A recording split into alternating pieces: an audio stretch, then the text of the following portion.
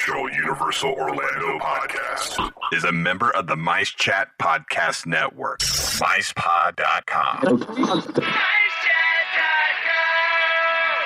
Now, discover the universe, one theme park at a time.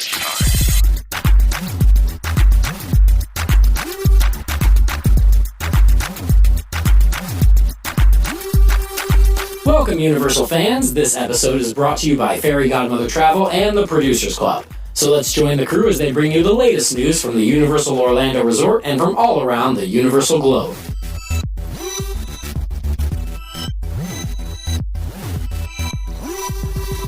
Hello and welcome to episode 137 of the unofficial Universal Orlando podcast. I'm your host Tracy, and with me this evening we have Darren. What's up, Internet? And we have Lee. Hello, everyone. And that's it. Again. Oh, leave it. Well, it's coming up to our 4th anniversary on the 7th, isn't it? It is, yes. Yes. And because Hunter's not actually here because he's had to work, we're not going to be celebrating it properly until episode 139. See, the pressure's on me now to actually plan something semi-special. Yep, you are quite right. Mm-hmm. So, yeah, if you want to help Lee plan something special, we'd love you to send your messages of your favourite episodes, moments, memories, cash, whatever. And you can send those to podcast@uuopodcast.com or speakpipe.com/uuopodcast. Yes, we've had one email and one voicemail, and all I will say, Todd, is that was hilarious. Yes. Todd is a star. Yeah, Darren will have to wait, but it's funny. But before you give too much away, Yes. let's get on with the news. Right, I shall start, seeing as I'm your host this week. Mardi Gras continues this weekend with only one performance on Saturday, the 4th of April, as Darren and Hunter perform at Universal Studios, Florida. Oh no, I'm just hearing, sorry. That would be the All-American Rejects who are playing at the Rip Ride Rocket stage. I am very sorry, Darren. That was Lee, not me. Ouch. We shall post some burn cream. Lee Malaby, I am disgusted. I'd have been much nastier. No kidding. Just you wait till October. I'm not going to protect you. Well, Hunter doesn't listen, so he won't. This is he true. won't hear this, so it's just Darren I need to run away from. Yeah. I think you better change the subject quick. All right, then. Right, I'm going to throw it out there because everyone else is talking it, but as far as I'm concerned, it is not news. But on Tuesday, the 24th of March, a dozen people had to be rescued from the Hulk at Islands of Adventure when it stalled about an inch from the end of the ride. That's it. No one was hurt. Move on. It's a story to tell. Yeah, It's the word upside down. It yeah, made that it. part's a pretty cushy area to be stuck in, so that's not, not a big deal. It even Things made the local news on the telly. Apparently, quite a few people saw it on the television. And it's like, really? Must have been a slow news day. Rides break down all the time. Whatever. Move on. Yeah. There is nothing to Well. see here. Yeah. Well, the new Springfield area has soft opened at Universal Studios Hollywood. Dr. Ian Malcolm visited earlier this week, and if you head over to facebook.com/UUO podcast to check out the photo update he sent us. But for now, I want to pass it over to him live from the new Springfield. Greetings, UUOP team. This is Dr. Ian Malcolm calling you from the brand new, now open Springfield, USA, here at Universal Studios Hollywood. Word came out on Friday that Springfield was open, and apparently those walls came down at that point. I couldn't get out here until today, which is Sunday, but hey, first weekend, that's not bad. You can tell that the team members here are super excited that Springfield is finally open. It does so much with improving the flow of the park now that that wall is down. There is room to walk, and it's fantastic. Springfield looks great. There's an entire street now, which is great, and they added a lot of different locales from the show that are not in the Orlando counterpart. So you've got King Toot's Music Store right next to Moe's Tavern. You've got Stu's Disco, closed until disco comes back. You've got the DMV with Patty and Selma in the window. You've even got a little piece of the Springfield Power Plant, and when you look through the window, you can see what looks like Homer's console where he works. Lots of fun stuff throughout. Some differences, like on one side of the street is the main facade of all the different restaurants. That's where the Lard Lad Donuts is. That's where the Krusty Burger is. That's where Cletus's Chicken Shack is. That's where Moe's is. Those are all connected. And then on the other side of the street, that's where you've got Phineas Q Butterfat's ice cream. You've got a little hot dog stand that is themed after Santa's Little Helper. You've got the Duff Brewery, so like our own mini version of Duff Gardens out in Orlando. Some differences. The unique things about here is that unlike Orlando, where you walk in and it's all just connected in one huge food court, here all the different restaurants are actually self-contained. So you go into Krusty Burger, it's only Krusty Burger with its own menu. You've got to go over to Cletus's Chicken Shack to get those menu items. You've got to go across the street to Luigi's if you want pizza. You've got to go into Moe's if you want a Moe's. So you can't get everything in one spot like you can in Orlando, but it's kind of great because thematically it keeps all these places feeling separate and distinct, makes them feel like their own place. They're still all connected on the inside, which is good. So if you go into Krusty Burger, decide you don't want anything on the menu, it's really easy to just walk through Moe's and walk into Cletus's and get chicken instead. So it's very convenient, but it's nice that they're kind of broken up that way because they're more themed out that way. So Krusty Burger is a little more themed like a Krusty Burger. Cletus's Chicken Shack looks like a chicken shack, and there are props of like moonshine and photos of Cletus and his family on the walls. Lots of fun stuff there. Moe's is oriented a little different than it is in Orlando. It's about the same size and it's all the same kind of props, but they're in different places because it feels a little shallower than the one does in Orlando. Phineas Q Butterfat's ice cream, it is just a stand. I thought you would be able to go inside. You can't. It's just from the outside. You walk up to the window, order, take your ice cream away. There is also a Bumblebee taco truck, or Bumblebee Man taco truck like there is in Orlando, but it's not open yet. That seems to be the only thing that's not open at this time. Everything else seems to be up and working and looking great, which is really cool. There's some fun little effects. I don't know if you guys want to know the spoilers, but let's be real. I don't know when you're going to get out here to Hollywood, but the power plant, it seems like every once in a while it will have a quote-unquote meltdown. So there's sounds and sirens and smoke comes out of the smokestacks. It's kind of fun. There is... What else? It's interesting. We have less space here, so it does feel a little more compact than the one in Orlando does. Like all the 7 Duffs are there at the Duff Brewery, but they're all put together in just 2 planters, so there's less room. There's also a lot less of the static characters to take photos with. There is Millhouse on the bench outside the Quickie Mart, and then there is Barney inside Moe's. But I think that's it. That's really it. So all the other ones, either they haven't been put in yet, which is possible because this is technically a soft open, or they're just not going to do it over here on this coast.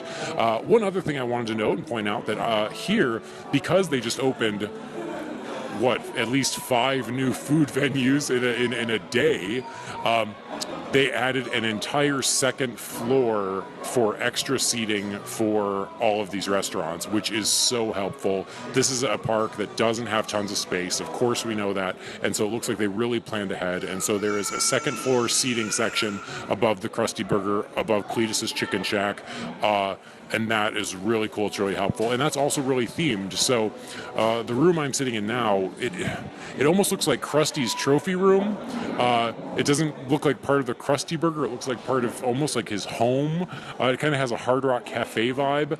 Then there is an upstairs to the Krusty Burger. And then if you go further into the upstairs of Cletus's Chicken Shack, it again has that same theming. There is also a fun little cameo in Cletus's Chicken Shack, and that is, if you've ever seen the Simpsons movie, Spider-Pig. Spider-Pig is here in Hollywood. I don't think I've ever seen him in Orlando, so that's kind of exciting that we've got him here. So overall, really exciting time here in Hollywood. Again, Springfield looks fantastic. The team members seem super excited and ecstatic. They're all out with their menus and being like, welcome to Springfield. It's nice to see that excitement happen. I did go ahead and got a Duff here at Moe's. One thing I will say, it's $12 for a beer. That seems really expensive to me for a beer. Maybe I'm crazy, but $12 for a Duff, I don't know. anyway, I got it anyway because you got to get a duff while you're here. We, of course, have the Flaming Moe. I took photos of all the different menus for you guys so you could see what we've got here as far as food options. It seems pretty similar to what's in Orlando. There are some additional food items because we have the ice cream shop here and there isn't one in Orlando, stuff like that.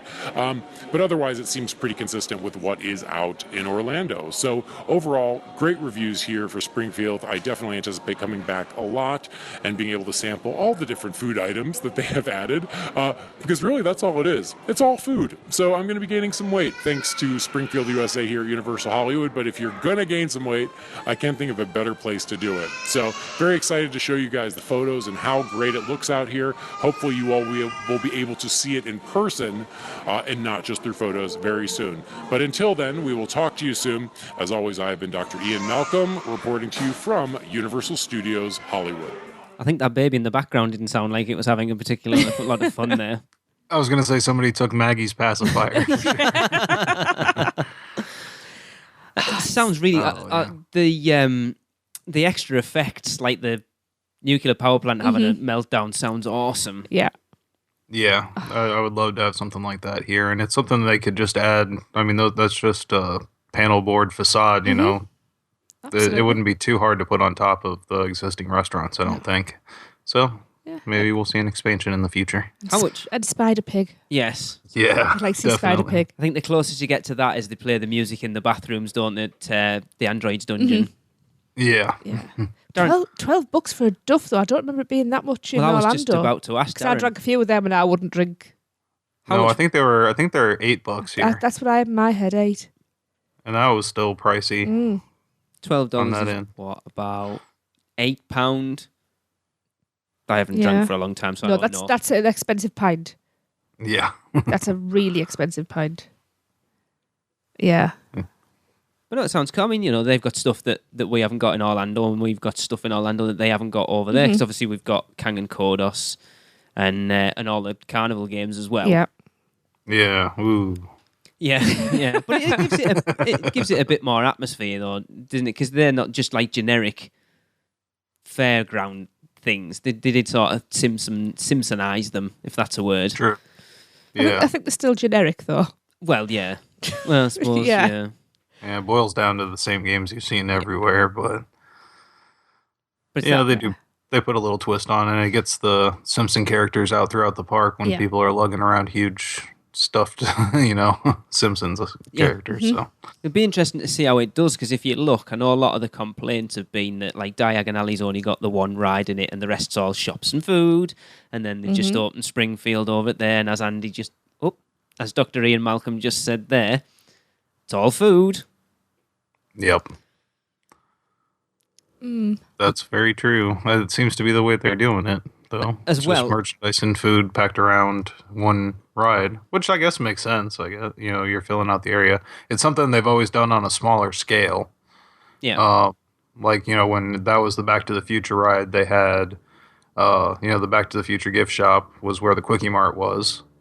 So that area was kind of filled out. They had the DeLorean out front, and then they had the International Film Festival restaurant. Is that what it was? Yeah. The International Food and Film Festival. Yeah. Yeah, Food and Film Festival, which kind of tied in with it. So like it's always been set up like that, but yeah, I mean they just added more options along with it. So they should have spent a bit of that money. I don't know what it's like out in Hollywood, but I know from even what was it? How long has it been? Nearly 2 years since we were out there. That ride needs some maintenance desperately, and give it the 4K do over as well, because it needs it. Especially for a screen that big, I think it does make a big difference when that screen's really blurry. Yeah, it's worth it because it is a fun ride. Oh, it's brilliant. Terrible jokes in there. But I love it. It just pokes fun at Disney tons. Yeah. And SeaWorld. And itself, to be quite honest. And itself. Yeah. Definitely. If anybody is heading out there, not us, send us a report. We'd love to know what you think of it as well. And compare and contrast. Let's do our homework. Compare and contrast Springfield in Orlando and Springfield in Hollywood. If you give me some money, I'll go and do both. If I had that money, we'd both be going. Yes. Not the kids? No. Okay. Might have to sell them to get that money. Yes. Moving on then. We're going to take a break from the news to bring you a new segment by Maureen from Autism at the Parks. She's going to bring us a regular segment on how to tackle the parks with guests with disabilities or for families with kids, or even average guests might find these segments useful. So it's over to you, Maureen. This is Maureen Deal with Autism at the Parks, reporting from Universal Orlando Resort for the unofficial Universal Orlando podcast. And today I'm on deck 3 of the parking garage at Universal Orlando Resort. This is the level where those who have a handicap placard on their vehicle are directed to park. The spaces are indicated by the blue lines and the white outline of the handicap figure. However, these spaces fill up quickly during the busy times of the year, so keep this in mind when planning your day at Universal. Should you happen to need assistance with a wheelchair getting from your vehicle to the wheelchair rental area, they generally have courtesy wheelchairs available at the end of each parking area. If you happen to park on another level of the parking garage, there are elevators that can bring you down to the level 3 or up to level 3 in case you cannot maneuver the escalators or the stairs. This is Maureen Deal signing off from the Universal Orlando parking garage for the unofficial Universal Orlando podcast. Darren, did you know those wheelchairs were there when you sliced your knee open? No, but I didn't have very far to travel to get to the car at that point, so it wasn't too bad. That was really good, really informative. I'm excited to see what else Maureen brings us. So I'd just like to say thank you to Maureen, and please go and check out her site, Autism at the Parks. She's at the parks every weekend, I think. Yeah. Lucky woman. Yes. Yes. We like to broaden we do. The type of stuff that the information that we bring people. Actually, that reminds me, I still need to get hold of, was it Claire who had the 3D glasses thing? Oh, yes. So I will have to get in touch with her and see how she got on. Yes. But yeah, I mean, the site, I'm sure even if you don't have somebody who's autistic or any of those spectrums in your family, I'm sure there's still information there that's very useful to know. Yeah, well, like that, she covers, anybody, like if you've got someone who's gone over, because people go and get injured when they're there, or, so that type of stuff, like the wheelchair stuff, is for not just necessarily people with disabilities, but people who go over with back problems or, whatever, you know? Very handy to know. Right. Definitely. Shall we get back to the news then? All right. If you saw our recent photo update on our Facebook page by Travis, you will have seen that the Blues Brothers stage has been removed from Delancey Street. This we heard was because of a refurbishing that was being done to Doc's Candy Store. But speculation is rife, especially after the show at Universal Studios Hollywood being stopped, that the same may now be happening to their Orlando counterparts. Boo. Mm-hmm. The brothers can currently be seen busking around the park, but who knows what the future holds for Jake and Elwood. Mm. When was the last time you were at the parks, Darren? What was it? It was like 3 weeks ago. Did you see them when you were there? Yeah, they were playing on the Mardi Gras stage. Is that where they normally play at this time of year? Yeah, when Mardi Gras is happening, their stage is always taken down over on that side, and they always play on the Mardi Gras stage. So that stage isn't usually there at this time of year anyway? Right. Right, okay. Because I know that photo update there that we talked about was actually last week's, and then Travis went out again for us this weekend, and they've put what looks like a rather permanent-looking metal fence up in front of that where that stage was. Yeah, and I mean, part of that I wonder is just because that was just like a open area straight down, you know, so they had to put something up.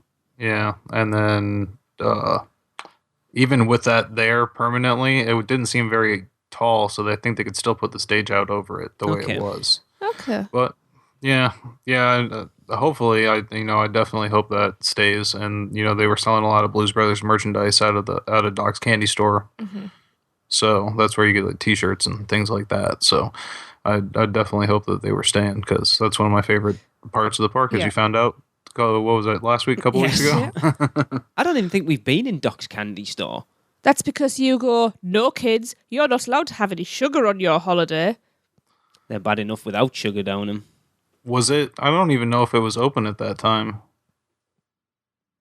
Because it's a relatively new thing. Oh, is it? It hasn't. The Doc's Candy Store hasn't been there forever. Right. Okay. Maybe he wasn't there then. Yeah. We need to find out when that opened. Mm-hmm. Yes. But yeah, you know, after obviously, like with it being sacked off over in Hollywood, it just, yeah. Let's hope the same doesn't befall them. No. Yeah. I mean, I know it's an old movie, but it's a firm favourite with many people. Well, as we talked about when Darren said it was one of his favourites, you know, one of he mine. said he's there all the time and still sees lots of people. Yep. Oh yeah, pulls a huge crowd. People waiting, you know, before it even starts. You know, sitting on the side there waiting for the car to pull up. So. And as a theme park, you need stuff like that because it takes people out of the lines. Yeah. It also Definitely. re-energises you to carry on with the rest of your day. It does. Yes. Right then, we've discussed on the show over the last few months how strict Universal Orlando have been about not letting guests onto their roller coasters with any items in their pockets. Which, you know, fair enough considering what's happened in the past. Now, on Wednesday the 25th, guests who visited the Hollywood Rip Ride rocket coaster found that the park were testing temporary metal detectors. We're testing metal detection as an enhanced approach to our safety program, Universal Orlando spokesman Tom Schroeder said. We believe metal detectors will help us identify the kind of items that we will ask our guests to secure separately before they get onto the ride, and as a result, make everyone safer. That's fair enough. Signs were placed at the entrance to the ride that stated that guests must pass through an electronic security system before experiencing this attraction. Visitors are instructed to use nearby lockers to store personal items, including keys, phones and change. The sign also warned that if guests did not adhere to these requests, they could face removal from the ride or expulsion from the park. Harsh. Well, not if something actually falls out during the ride and injures somebody. I don't think that is harsh. Yeah, but if you go, right, I'm not taking stuff out of my pocket, to kick you out of the park. I think that's the extreme. I think removal from the rides if they find something in your pocket. But how would you feel if you were walking along near that, something came flying out and hit one of your kids? You'd want that person at the very least I'd be chuck it fuming. out the park. Absolutely. So, no, I don't think it's harsh. I think you're going to find that, you know, there's going to be a good reason for that. Yes. So Schroeder also stated that guests who walked through the detectors and set off the alarm would be scanned more closely with a wand. So they had to go all the way to the Wizarding World. Yeah. Is it an interactive wand? I thought you were going to say something else. So, yeah. Darren, you go at the parks more often than we do. How do you feel about this? It's unfortunate that it needs to be there, but I think it actually does. Mm-hmm. And one of the things that's a big problem is what we talked about before. You know, the selfie sticks and people bringing cameras and trying to record video on the rides. Because I mean, most of them are just holding them out in their hands or whatever, and that can cause a big problem. Not to bring up that again. We had some. I steered away from that. I wasn't going to bring it up. Yeah, but I mean that is one of the things. I was actually at Busch Gardens yesterday, and I heard when we were walking by Kumba, there was somebody came over the intercom that was telling. Oh no, actually, I think it was Montu. The intercom kicked on, and they were telling somebody to refrain from recording on the ride. So it's prevalent. It happens. Yeah. So. They had it stopped up at the top on the before the first loop, and they were telling somebody to put a camera away. See, what's going on with people lately? They're just the reason for the metal detectors. People are leaving their common sense in the car. It seems. I wouldn't want to lose my phone out my pocket. Really, I wouldn't want to lose anything, and much less. I'd rather, I would. Even more so, hate to think that something that was in my pocket could fall and severely injure somebody. Else, I mean, you only have to look back at what happened. Was it 2011 when the guy had his... He lost his sight? No, he lost an eye. He would lose his sight as well there, dear. Someone else got hit quite severely in their arm or the leg, was it? Mm-hmm. And I think that's what made them stop those rides dueling. Yeah. Yeah, before, I mean, all these policies went into place, if I was going to the park, I usually was wearing like shorts, like cargo shorts, and I brought a gallon Ziploc bag and would put everything I had in that, Yep. and then put it in one of the cargo pockets and button the pockets closed. Yeah. So, I mean, there's a zero chance of anything happening to it. But, I can just as easily take that bag and toss it in the locker too. So, Are they free lockers for a period of time, or The lockers are supposed to be. This is something I'm gonna get Gregory on this. We've been talking about doing a segment of how to negotiate the lockers at each rides, because some of them are a pain in the ass. But we've been stung by the ones at Men in Black, because it's supposed to be free for the length of the time you're in line, plus a little bit extra for you to be able to get to them. Now, apparently, if you run over by a couple of minutes, just grab a team member and just say, "Look, we were in longer than we should have been." And they'll open it for you anyway, is what I've heard. yeah? yeah, I mean, and they'll understand, because a lot of people will be coming to them if a situation like that comes up, and they usually prorate everything. Yeah. Just open up the lockers for everybody. So, and I've been in that situation before where the lockers were free for 30 minutes and we ended up, in line for 45 minutes due to like a technical delay or something. And they had actually already fixed the lockers by the time we got out. All right. So. Because a couple, I guess, people before us had already gone up and complained about it. So, Yeah, I So they're think not unreasonable then. it's only the water rides that aren't free, aren't they? Because technically you can take a bag or whatever on there. They're the only ones that do charge you. yeah, why which we loaded sucks because they know those are the ones that you have to use. Yeah. Or you load Darren down because he won't go on them. There is always that. We could start hiring him out, Yeah. There seems to be a small online campaign at the moment to get Darren on water rides. Yeah, well, that might happen really quickly because Nina's making me go. So, Awesome. Good girl, Well done, Nina. yeah. We need pictures. We need photographic evidence. Yes. Yeah, definitely. Well, we have the photo pass, so hopefully some of them take pictures. Cool. What you need to do is when we are there, do what I do, take a bag of clothes. And then spend half an hour afterwards getting dry. And then let, Well, that's and then what let we're Lee carry planning the on. bag. Yeah, we got an annual pass, so Yeah. we can just commit a day to just doing that, and so that'll be cool. Sounds See good. Darren running around Toon Lagoon and all the water sprays. Woohoo! Let me get a child out. Well, on that note, I think we should take a quick break.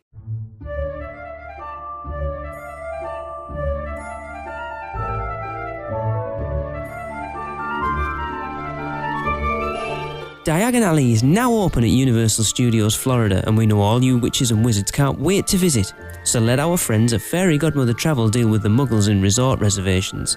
They are a Universal Parks and Resorts specialist, as well as an authorised Disney vacation planner, and their service is free to you. From the new Cabana Bay Hotel to those other hotels run by a mouse, Fairy Godmother Travel can book all your Orlando vacation needs. And make sure to let them know you heard about them because of UUOP. Because every UUOP referral helps us continue to bring you the best Universal coverage. Contact them today by phone at 832-284-4002 or toll free on 888-939-642539 or go to fairygodmothertravel.com. Let Fairy Godmother Travel make your next vacation magical. We now return you to your regularly scheduled programming. Welcome back. And we are going to move straight on to a butterbeer preference from Chris Easel. Lots of other clips of other people today. I would just like to point out how you spell butterbeer. You've put butterbeer again this week. That doesn't matter. It's a different product. Hey guys, this is Chris coming to you from in front of Diagon Alley, and just wanted to give a butterbeer preference list. I managed to try all of them about the time you'd want to. Yesterday it was still kind of cool, so I had a regular butterbeer in the afternoon and a couple hot ones in the evening. And today, after it got over 80, I had a frozen and some ice cream. And I'd have to say that my preference list will go regular, hot, frozen, and then ice cream. And as a bonus, Tracy, I tried the pumpkin juice, and it was delightful. I'd put that in below frozen, but above ice cream. So thank you for what you do, and can't wait for the next episode. Bye. There you go. Now, was that in reverse order? Woohoo! Frozen. Oh, Frozen was his favourite. So That is so correct. regular was his least favourite. No, he put it below. No, it was last. No, but ice cream was last because he put pumpkin juice below regular but above ice I cream. thought you said regular and then the other three. No. Okay. Somebody mentioned pumpkin juice. I don't care. That's a win for me. Yeah, as long as someone mentions it. Yep, I'll take that. So, if you've got any preferences for butterbeer or anything, I suppose. For anything. Just No, let we us don't. know everything. Let's not go Anything there. universal. Let's categorise. I was going off there. Yes, somewhere I that know you wasn't gonna were. be good. No. Mhm. So before you go off anywhere else, Darren, can you let people know how they can do that? Yes, especially if you're selecting Frozen, you can record an MP3 letting us know who you are and where you're from. And of course, we want to know whether you are team regular, Yes. frozen, Frozen. hot, or ice cream. I've put butterbeer there. What the hell? Yeah, or just this good Or old pumpkin juice. And of course, send them to throw pumpkin juice in there as well. And send them to us at the usual email address, which is podcast@uuopodcast.com. Yes, and you can go to speakpipe.com/UUO podcast on your mobile device or PC and leave them there. All you need to do is make sure you have a microphone. We've still got quite a few. I think we've got about 4 or 5 backed up, which is really good. Cool. Nice. 'Cause I love them. I love hearing, especially that clip there. I love that part of music in the background. Yeah. It's cool. I can't wait to go. It's about 205 days now. Is it? Our park tickets are purchased and our Horror Nights tickets are purchased. Awesome. Cannot And you got a wait. pretty good deal on them, too. Yeah, the tickets over here are really, really good. They're basically for 2. Well, we could go 4 nights on those tickets while we're there. That's just in that week. Mm-hmm. And we're going twice, and effectively it would cost us something like £32 a night, which is what, $47 a night, just for basic entry. That obviously it's not express pass and that, but just for basic entry into Horror Nights, like $47. I didn't think was bad at all. We paid more than that back in 2004. Oh, yeah. Oh, yeah, I was saying I think that's better than what the Florida rate will end up being. So, especially at that point in the event that you're going is, one of the higher, more peak nights that cost more. So one of the hints they usually gives, if you know someone who lives in Florida, get them to buy your tickets. No, we buy your tickets over here and we'll bring them over. yeah, exactly. I'll be calling you. Too right. Shall we share some emails? I think we should. All right. Looks like I have the first one here. Hello, UUO. P. I'll add the P. I've only recently become a podcast listener in general, not just yours, but have been infatuated with Universal Orlando and the Wizarding World in particular for about 2 years now. I met my fiance in May 2012, who grew up reading the Potter series, so as a gift I made plans to take her to Harry Potter Land in February 2013. She's 7 years younger than me. I had seen the first 3 months I had seen the first 3 movies in the theater, and while I enjoyed them, I never felt the need to read the books, and though I tried to watch the 4th film, I guess the drinks kicked in around the 45-minute mark each time, and I couldn't make it through. Well, leading to our trip, finishing the film series was so I watched them with her. I liked them all and was excited for the adventure to Florida, but I still wasn't a Potterhead. In fact, upon our arrival to the park, we had 3-day tickets. I stuck with my plan to complete the Universal Studio side that day and save IOA for the next. Looking back, that must have killed Robin, but she was a trooper, and we completed everything we wanted to on the UO side. The next day, after surpassing the Griffin at the Lost Continent, after Seuss and meandering over to the entrance to Hogsmeade, her cheeks were beaming and I was astounded. Never had I seen this kind of theming that was present in the Wizarding World. We're from Arlington, Texas, so we have the original Six Flags, a dump compared to Universal. Okay. Long story short, too late. We had a magical time in Hogsmeade and experienced everything thanks to mid-February crowds. The next day I wanted to drive to Cocoa Beach so she could see the Atlantic for the first time, so we only went for a couple of hours in the morning to get souvenirs. Fast forward to the Diagon Alley announcement, and I knew we had to go back. So 1.5 years and an engagement later, I surprised her with a trip back for 4 full days at the parks that cemented my love for Harry and Universal in general. Good. Yes. Diagon Alley is wondrous. Springfield, which was under construction on the first visit, was so much fun. Love the Flaming Moe. Now I sit here in Texas every day wishing I was back, drinking Dragon Scale and Hogshead brews, my favorites, while Robin gets drunk on butterbeer and Fortescue's ice cream. We must have ridden the Hogwarts Express 16 times in those 4 days. Wow. Forbidden Journey 4 or 5 times. And 1 malfunction-free ride on Gringotts. Our last day, we got off the elevator and it broke down. Oh. That's after a long wait, too. That's a bummer. We won't discuss my beer tab, he says. I've recently discovered your podcast, and I love listening and hearing about the whole park. Outside of Potter, I'm a huge Jurassic Park fan and strongly believe my favorite ride at the park is E.T. In my advanced age of 34, oh man, I'm coming up on that. That's not cool. I have discovered I enjoy slower paced rides. I appreciate and loathe you all for keeping me up to date on park news and fueling my desire to get back there ASAP. Keep up the great work. And that's from John Pace. There's also a P.S. A big shout out to Kim and Desiree, bartenders at the Hogshead, who made us feel at home on our first trip, and we were delighted to see again on the second. Brilliant. Oh, that's lovely. Awesome. Yeah. Yes, I said I appreciate and both love what we do here because I really enjoy talking about the parks all the time, but it makes me realise how Far away it is. how often we don't get to go.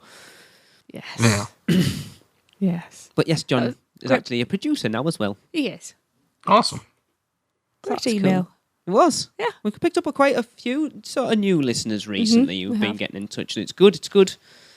So we need to keep up our stature as the longest running Universal Orlando podcast. And best. 4 years. Certainly. Cool. Right, this one. Hunter was supposed to be involved, but he hasn't bothered replying. So, this email says, Hello, UUOP team. Jordan Midson here, back with another question. Disney's Hollywood Studios is confirmed to be having another name change. My money's on Disney's identity crisis. I like that one. Yeah. That's one I haven't heard, actually. Oh, it's an acronym. Yeah, no. So my question to you guys is, if Universal Studios, Islands of Adventure, or even City Walk had to change their names, what would they be changed to? Thank you for your response. Have a great day and bye. I've been thinking about this all day. Go on then. That's what I've got. Yeah, they're kind of perfect names as they are. They are. Everything I came up with was just trite. See, if they wanted to get away from the studios thing, which is from the rumours going around, that's what Disney's Hollywood Studios is trying to get away from, because it's not a working studio anymore. Whereas Universal kind of is a little bit, but not much. I thought, let's go with the theming that you've got Islands of Adventure, and then at the studios you've got New York, and you've got San Fran, and you've got Hollywood and Springfield, and go with Universal's Cities of Adventure. Or states. That's it. Yeah. Well, yeah. No. Yeah, I tried to think, but I could not come up with any better names for either of them. I think Islands of Adventure is perfect. Yeah. Yeah, it does what it says in the tin. Yeah, I love that name. City Walk's always a weird one. What do you call like a shopping nighttime entertainment district without The it shopping being... nighttime entertainment district. There you go. Because the only reason it's called City Walk is because they named it the same as the one out in Hollywood, didn't they? Yeah. What would you call it? Well, you just named it the Shind. Universal Orlando Escape. No. Right though. Yeah, that didn't... Hindsight says that wouldn't work. Yeah. Because you've got like Disney are doing it now, aren't they? They're going from downtown Disney to Disney Springs. It's difficult. Universal on location. Universal hot set. Universal's district. I was trying to think of something to put in between there, but I couldn't. Drinky shoppy district. Yeah. For Darren, Universal's Fat Tuesdays Resort. Yeah. Featuring Fat Tuesdays and also Fat Tuesdays. I would just give all 3 areas one new name. Oh, go on. Home. Home. Yeah, I like that one, actually. Yeah. Yeah, it's got that link. There you go. You know, you got your home hub, City Walk. Yeah. The hotels are home. It's difficult, like you say, yeah. You know, studios, I don't think they're ever going to change its name because it is what it is. Mm-hmm. IOA is perfect. Even though we're going to have this weird little thing in the middle that's kind of not really a separate island on its own, it's just kind of there. Yeah. City Walk's the only one I think they would ever look at changing. But what you would change it to? No idea. Yeah. Universal Boulevard. Yeah, I don't know. City Walk seems good enough.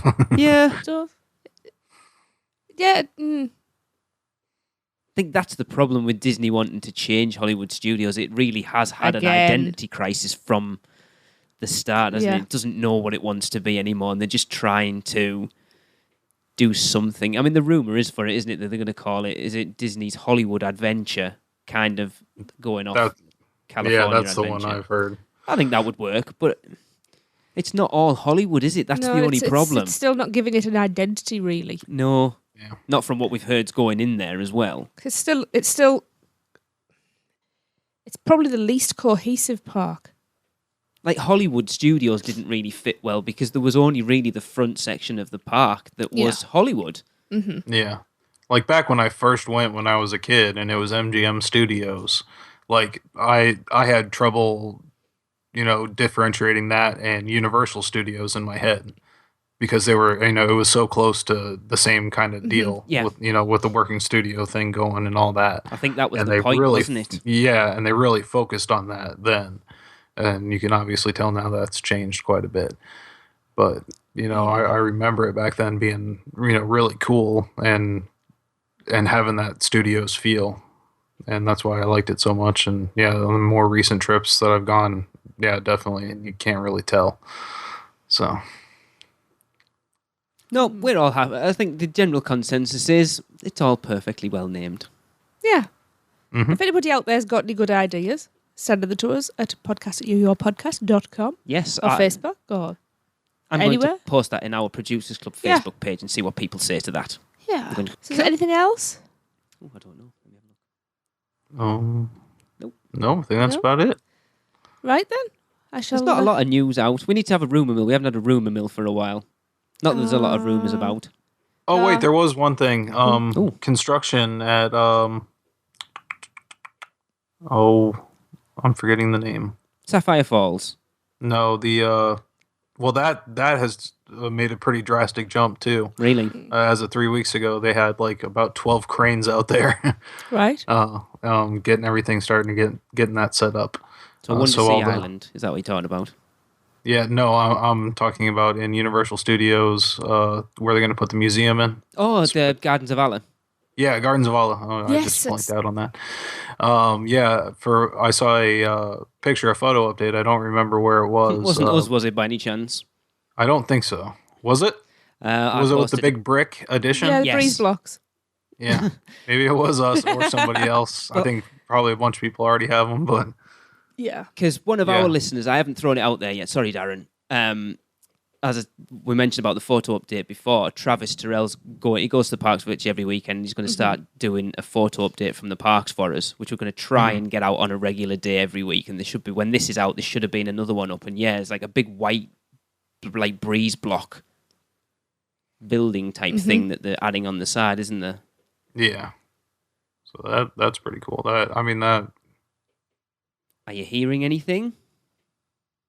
I'm not hearing anything, but I see that definitely could, go along with the museum idea. You're going to definitely need more space than what they had in any of the one building. So, well, how far away are we from the actual anniversary now? What was it, June 7th? Is that right? I'm going to really show myself up now. I shouldn't have said that, should I? Is that when it is? It's June. Is it June? You look it up, dear. Oh, that's disgusting that I have to do after 4 years. That I'm actually going to have to pull my phone up. I seem to think that you always say the 7th and it's not. Oh, yeah, I brought up Doc's Candy Store, and it opened up, it looks like June 30th, 2014. Right. Oh, really? So it is new. So what's Yeah. in there then, Darren? Candy. Is that it? Ask a silly question. No, candy, like sodas, water, that kind of stuff. And then they also have like some Blues Brothers merchandise. Okay. Like some t-shirts and stuff. A couple of them are on like racks right outside of the building because it's really, really small. It's literally like a corner store, like cut off of the building facade there. So I would just like to say the opening date of Universal Studios Florida was June 7th, 1990. There you go. My street cred's still intact. Oh, you have to get it right once. There you go. I did not want to guess and speculate being wrong. Well, I did and then realised, I don't actually know whether that is the date or not. But yes, we saw that the Sapphire Falls road sign's gone up Yes, have you know? I don't know where it is actually. I'll have to get hold of him. And there's on the road. one of the road signs actually renamed it Sapphire Falls Terrace or Boulevard or something. Yeah, I think it's above like because they've got. I think they have the lights set up there, or at least a street sign. It's like right where the entrance will be across from Cabana Bay. Right. I think there was a set of lights hanging. Yeah, there next was. to it, Yeah. Very cool. Right then. So that'll do it for this show. Thank you for listening. And on behalf of Darren, Lee, Dr. Ian Malcolm, and Maureen, this has been the unofficial Universal Orlando. Good night. Well, that wraps up another unofficial Universal Orlando podcast. Be sure to follow us on Facebook, Twitter, Instagram, Pinterest, and YouTube. Just search the word UUO Podcast. We'd love to hear from you, so if you've seen something hilarious in the parks, let us know for our Funny Schmidt segment. And if you've had a great experience with a team member, we want to hear about that too. So to get in touch with us, email us at podcast@uuopodcast.com or record us a message at speakpipe.com/uuopodcast. Please subscribe to us on iTunes and rate and review the show. That would be amazing. Not an Apple user? No problem. You can find us on Stitcher, at uuopodcast.libsyn.com, as well as many other podcast apps. And don't forget to check out our sponsors, Fairy Godmother Travel, for all your Universal vacation needs. Head over to our partner site, micechat.com, for even more theme park news, and check out micepod.com. So until next time, be adventurous. This has been a micepod.com presentation. MiceChat.com